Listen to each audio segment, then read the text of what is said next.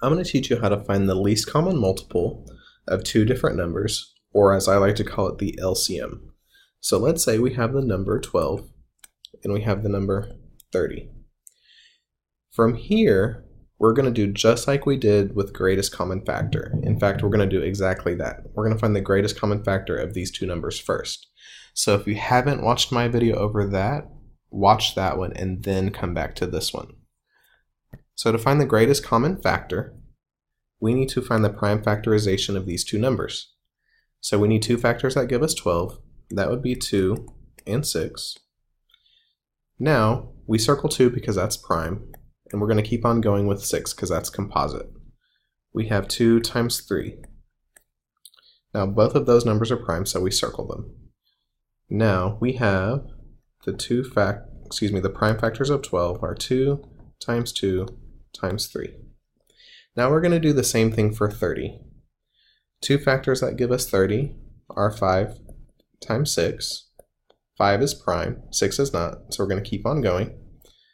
Two factors that give us 6 would be 2 times 3. We circle both of those. Now that we have only prime factors, we're done.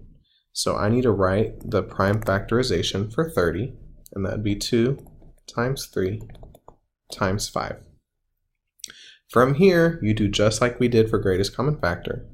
You circle the ones they have in common. So they have 2 in common, and they have a 3 in common. From here, we pull out a 2, and we pull out a 3, and we find the product of those two numbers. So 2 times 3 equals 6. Now that's what we covered with greatest common factor. Here's where we add another step for least common multiple. We are going to take that 6, that greatest common factor, and we're going to multiply it by the two numbers that are left. So we have a 2 left, and we have a 5 left. From here, you just multiply them out. So we have 6 times 2, that's 12. We bring in our 5. 12 times 5 is 60. So our LCM, our least common multiple, is 60. So just to go over what we just talked about, to find the least common multiple of two numbers, you basically find the greatest common factor of the two, and then you multiply that number by the numbers that are left in your lists. And that's how you find the least common multiple.